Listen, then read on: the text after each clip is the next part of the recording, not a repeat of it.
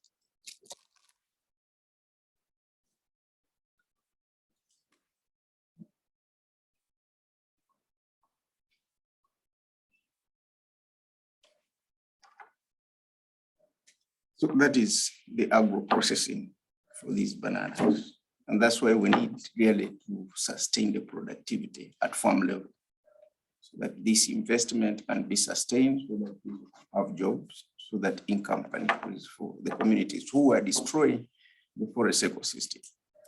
So now they are concentrating on these things of the. So,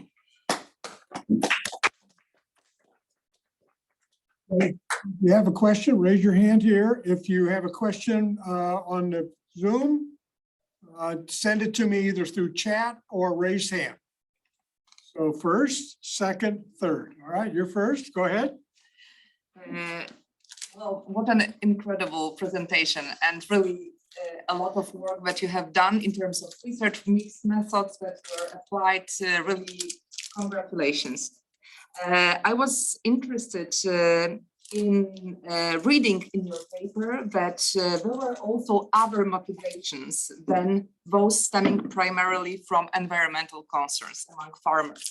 And on the movie, we could see also this motto of the company, our new identity. So I wonder if you could elaborate more about these issues related and the response from the farmers and their attitude towards this project and to the results of this project. So what were the other concerns of that important for them, and how it might have an impact on the identity of the farmers in the field?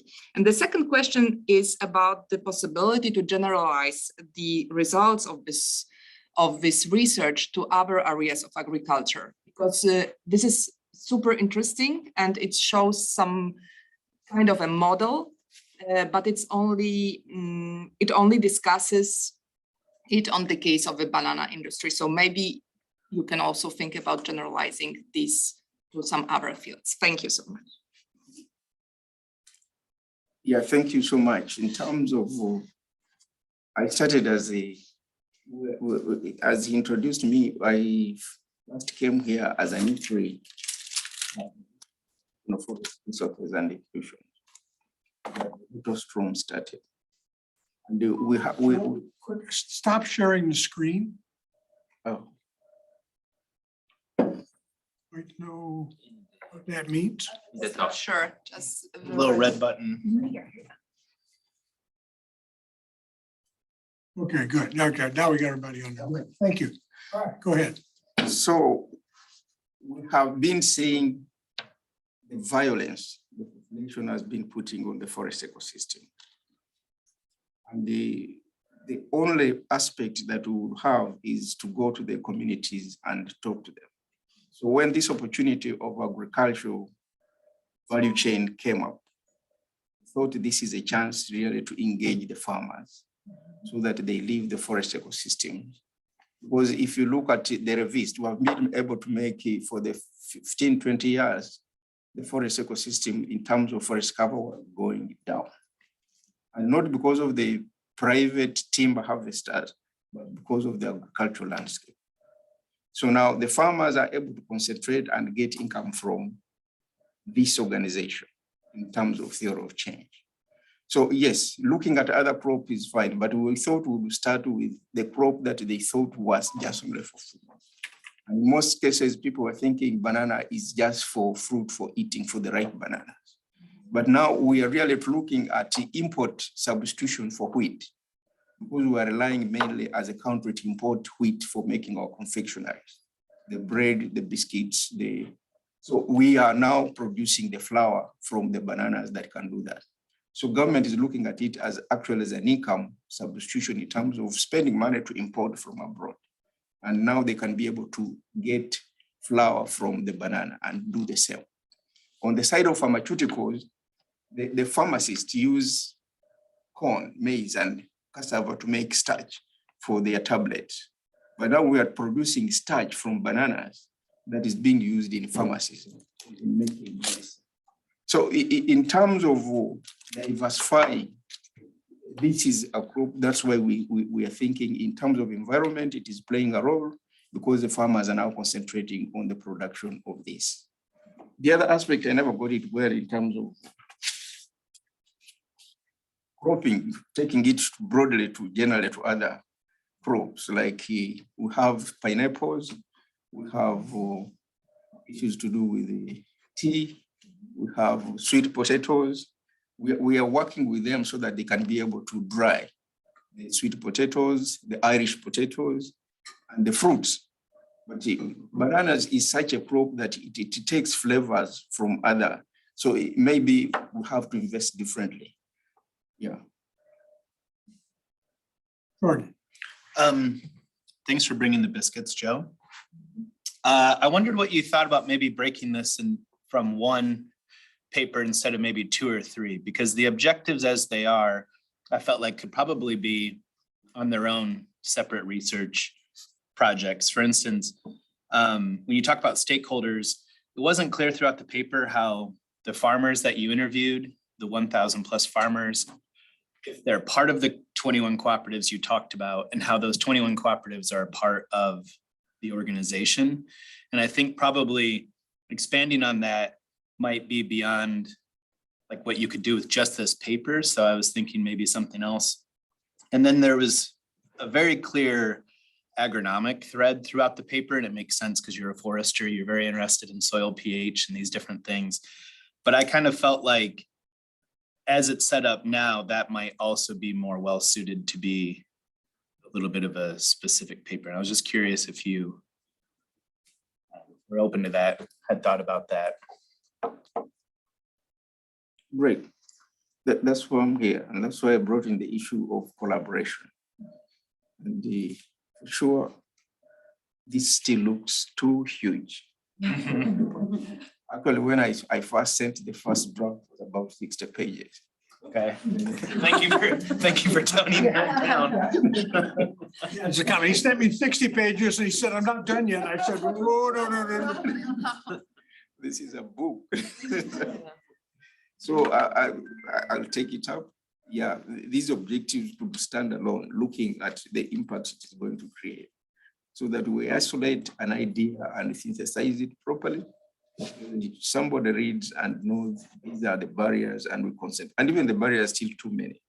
We can still break them down. I'll take the idea, yes. Since I'm here for the next 3-4 weeks, it's going to guide, and you meeting you, I'm going to work on this and see if I can tone it down so that it can be readable by scientists that can tune it up. Yeah, and I think having those first 2 chapters would help the third, which was theory of change, where you kind of bring the social and environmental together. And yeah, I'll stop there. I have other things to mention, but I'll wait. All right, so you're next, and then Insa will be after you. Okay, she's on Zoom. Thank you. So glad to have you here. One of our first in-persons back. I guess my question has maybe aspects of both of these. I was wondering, you mentioned something about polycentricity with governance with the different stakeholders. And so since we're at the workshop, especially I was interested in that. I was wondering particularly what is the role of the farmers in that, because given kind of the tone of the paper in one of your diagrams, it seems like it's very hierarchical, where the farmers are kind of like the ones receiving all the information and all the assistance. So I wondered if they had a more active role and how that might have been related to the note that you have about polycentricity. If you could just talk a little more about that, because right, there was a lot in the paper, and so I wanted to know more about that part. Yeah, thank you for that, because why I brought in this poly is because the farmers, we always go to them thinking they don't have the knowledge, traditional knowledge in the farming system that they have. But we scientists, we realize after some time is that they have been with this crop for a while and they have been able to manage this crop, but we are bringing the scientific aspect because of analytical angles. And meeting these farmers, after some time, we have realized that they have knowledge that has not been documented. And that's why I brought in that diagram of how knowledge is generated. First of all, the data. And then from the data, you get the information, and then you are able to go into the knowledge. So there is a lot of levels, of different levels, right from the farm. Then you have the cooperatives. They have formed those associations. It's another layer of governance. And then we ourselves, the scientists, working with these organizations. And then there's also local leadership, local councils.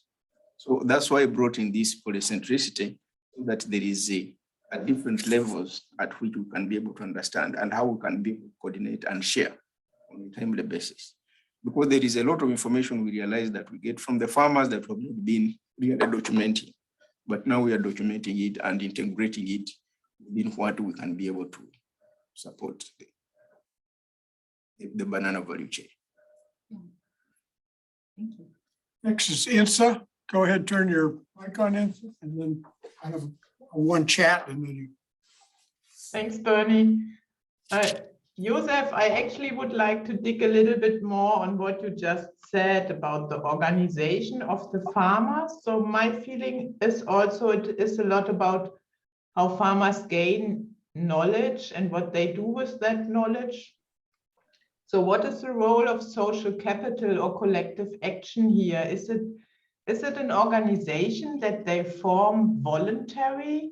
And do you have variables maybe measuring the impact if farmers join up or if they stay individual farmers towards your sustainability output data? So did you try to get into this aspect basically of collective action and how farmers join in groups, or if those process knowledge different as if they don't do? Yeah, so thank you. See, government saw the potential of the banana crop in 2005. In 2005, we from the universities, we thought we'd be able to deal with individual farmers. And then with the individual farmers, we had 52 different cultivars of this banana. And then we were looking at also the productivity, the disease resistance, the soil resistance, and then in terms of drought resistance. So we had to start with a gene bank, with a mother garden. Collected these plants from different regions of the country and had a garden, a banana garden. And then from these, we were able to look and analyze the potential of how these crops, different cultivars would be able to survive. So we realized dealing with individual farmers would be a tall order. So even the farmers themselves thought they should be able to really interact with us in form of association. So it was voluntary that they formed these groups. We only supported them to have them formally registered so that they are recognized. And then in terms of training, we wouldn't be able to train them individually. We had to train them in form of groups. Like we collect a cooperative consisting of 50 members, bring them to the center for a week, and teach them what we have got from our demonstration garden. Because at the end of the day, the farmers were producing 5-6 tons per hectares per year, but with our demonstration, we were able to produce 60 to 70 tons per hectare per year. How do we really go to that high level of productivity. So we'll be able to bring the farmers and they go through the drills of understanding the moisture levels, the pH levels, the nutrient requirements at collectivity level. So then the farmers will be able to really apply the skills that they would get from the center and be able to take them to their farms. So it has been voluntary. And we had to teach them also the issue of record keeping for their productivity levels and the problem they are facing. We had to share with them the issue to do with the collection center, the cleanliness, the hygiene on the farm. And that's why we have taken the collection centers at community level, so that these centers have the infrastructure to bring their bananas, hand them, wash them, and transport them to the factory. And we have also... If I very quickly, can I follow up? So you said it's voluntary. So you said this group formation has been voluntary and bottom up? Yes. I mean, that might be very interesting just as a thought to dig into that process, how that actually has been shaped and what the incentives were and how voluntary it was at the end. I could think that that might be very interesting to do. Thank you. Yeah, because in terms of administration, our districts are broken up into counties, and then sub-counties, then parishes, then villages. And in most cases, these cooperatives are based on parishes. So the farmers within that parish form an association so that they can be able to link and communicate with us. And they form their own leadership. And when there is a need, then they are able to communicate through their leadership instead of individual farmers coming over. But then, yes, I'll be able to follow that and see how voluntary it was. But in terms of ease to access us, and in terms of for us to organize them better, in terms of really collecting, because the land holding, I shared that the problem of land ownership, most of the farmers have ownership of land of half hectares or a hectare or 2 hectares. So you cannot be able to collect the raw materials from individual farmers unless you balkanize them and they have a collection center as voluntary so that they can be able to supply the value chain in that way. So that's why they thought it was better for them to coalesce as a group voluntarily so that if there is a problem of nutrients or fertilizer application, then they would contact us and we're able to provide these resources to them. And we're able to provide the extension staff to go and support them in agronomic practices. And we have a team in place carrying out the participatory rural appraisal by these parishes so that they are met at this collection center in terms of training them, in terms of keeping their records, and in terms of their payments. So even when we collected the raw materials from them, they know their records who supplied 20 bunches of bananas, 15 bunches, 10 kilos, 20 kilos. So at the cooperative level, it is easier for them to organize themselves along those gradients. That's why we are able to look at groups rather than individual farmers, because it becomes very difficult to go and get 10 kilos from a farmer, 20 kilos from a farmer. So that's why we set up collection centers at community level, at group level. But yes, we can look at that and see how voluntary it was. So I'm going to read now the next question. This is from John Eldon's on chat. Yep. So John is concerned about the security of the land when it's not owned, because agroforestry, liming, and a large extent organic amendments have high investment costs, but only long-term benefits. That is, it takes a while for that to be a benefit. So this it makes sense. The farmers may not buy into it. Is that a problem? It's a problem because even those who are privately owned, okay, land was categorized into 3. There is borrowed, then individually, and then fully owned. But with increasing population, even when you have 5 hectares of land and you have 5 sons who need land, you will still divide it among these. So there is a problem still of owning the land itself at that level. Even if it is privately owned, you can invest on it, but then with increasing population, that is a problem. So yes, We're looking at the issue of land tenure, but also looking at how do we control the fragmentation, because at the end of the day, the land is not going to be enough, even if it is privately owned, even if it is tenured under individual ownership. John, do you need to ask something further? Turn your mic on if you do. Oh, just the disconnect of what makes sense as an agronomist, soil scientist is often not possible or not feasible or not practical for a farmer. So I was just interested in that. Given the borrowed, given the owned, you know, what is the return on investment with these bananas? Because like agroforestry, the benefits are, you know, years. Liming, you know, you got to get in there before the bananas, and again, the benefits are years. You know, do the agronomic recommendations make sense on the time span that the farmers are working on, either because of land tenure, because of the crop rotation, or, you know, the harvest period? It's a major problem with any sort of these, you know, tree crops, but yeah, any thoughts on that? Thank you. Actually, the component of agroforestry came in because we are looking at the impact seasonally we have on the side of the wind, the tropical winds. That was critical, that we create wind breakers for them. And then, as I indicated, in terms of agroforestry, was to look at the stakes supporting the banana fruit. Because with increasing productivity, a pseudo stem that was producing 30 kilos of a banana fruit is now producing 50 kilos. And therefore, unless you have a support stake, then you're going to have a problem. And once the forest ecosystems have been destroyed, then you have to raise these stakes at farm level. The other component I was bringing up in terms of agronomy was the banana crop is a surface feeder. It doesn't go deeper. The roots feeds from the surface. And immediately the nutrients run out, the productivity will just sink. That the plant that was producing 30 kilos will start producing 5 or 10.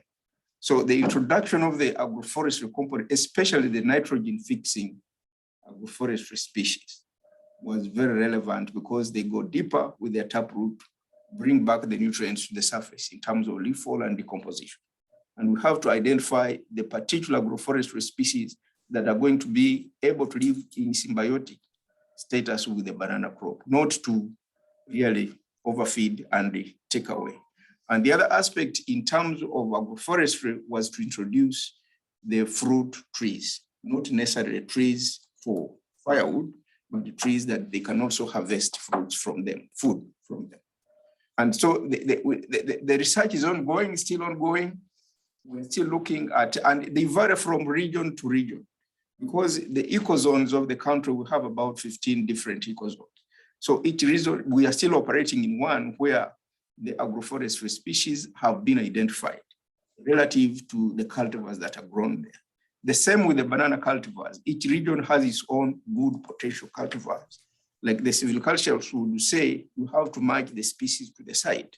So different sites, different climates, different zones have different cultivars and different agroforestry species that can be grown in these very particular areas. So yes, we are going to look at this, and then we are going to look at the, but in terms of the return on investment, we have not gone deep into that to see how much, when do you break even, when do you really recover the investment you have made. Because even this agro-processing, we have just put it in place.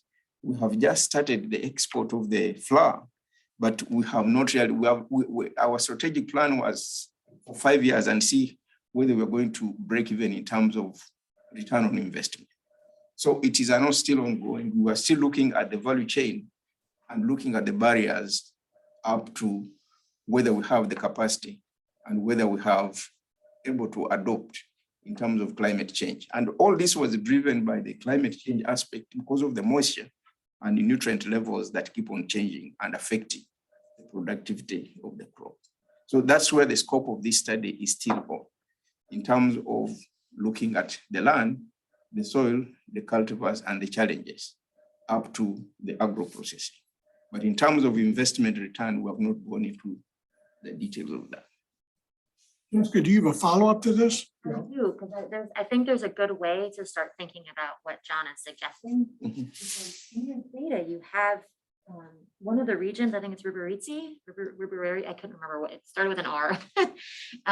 In your graphs, you had one of the regions look very different from the others in terms of socioeconomic questions about that. They particularly suffered from lack of inputs, capacity to afford those inputs. And so one question is, you've talked about variation in soil and nutrient problems and water and drought issues.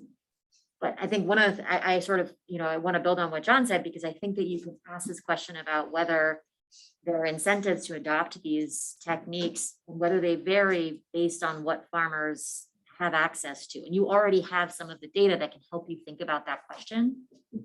And so I think that there's a really good, and this is building on what Jordan said, right? You have a bunch of papers here, right? But one of them, I think, can really do this thing to say, look, we have these great scientific recommendations.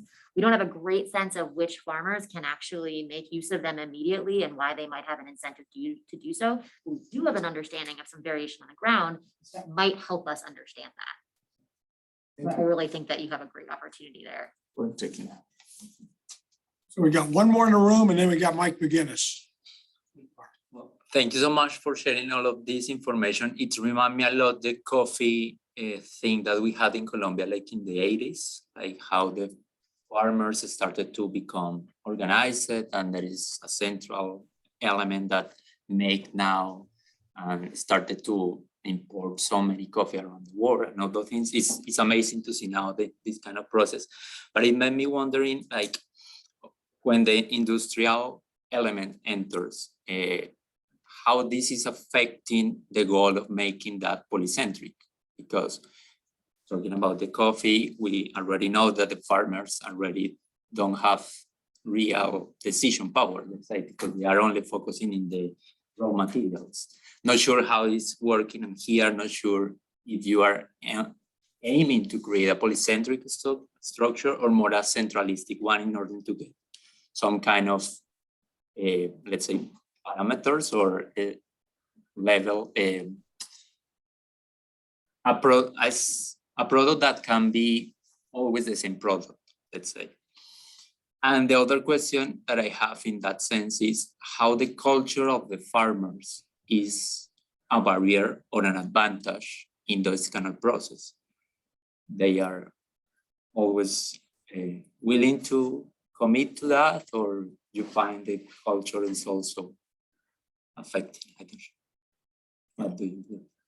This is I think there is a lot I'm also learning from you people, because now, for example, you have farmers who are keeping cattle keepers, and now they are seeing there is more in terms of income from growing bananas. So they are converting some of their rangeland, grazing areas, into banana production. And that is impacting on the productivity of the animal husbandry in the area.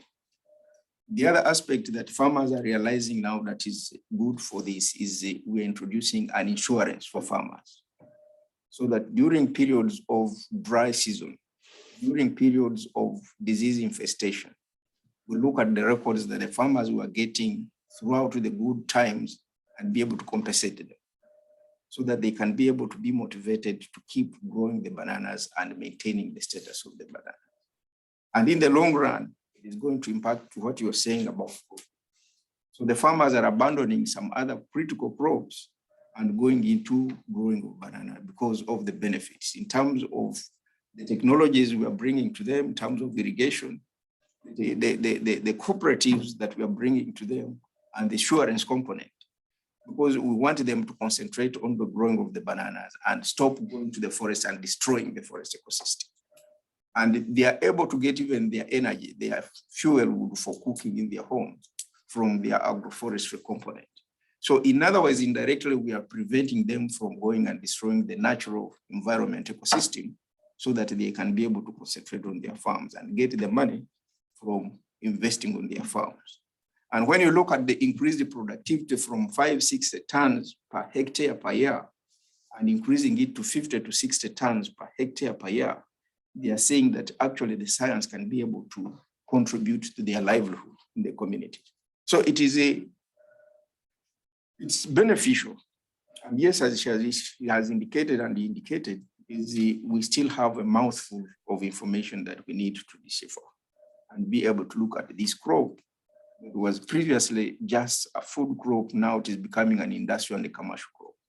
And everybody is abandoning most of what they were doing and going into banana production because of, yeah, so the 3-4 weeks I'm going to be here, I will interact more with some of the scientists and be able to see how best we can handle this. Yeah, the coffee we are intercropping also with the coffee, but we're seeing whether there is no competition between them. Mike McGinnis. Joseph, good to see you back in the Tocqueville room again. Nice to see. It's been a few years, and it's good to see you're doing such important work in your current position.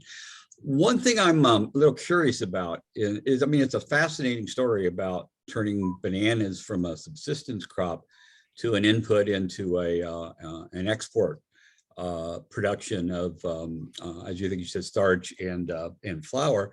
But I'm curious what that is that having an effect on the price of bananas locally as a food, and are the farmers who have been used to using that as their primary one of the primary sources of food, or for primary local exchanges and local communities, is that being affected at all by the government's now strong interest in growing bananas for these other purposes rather than subsistence use in farming? So just curious if you've looked into, I know it's early in the process, but I'm curious if you've looked into the possibility of what sort of downside effects this might have on the role of banana in the food chain of the local communities.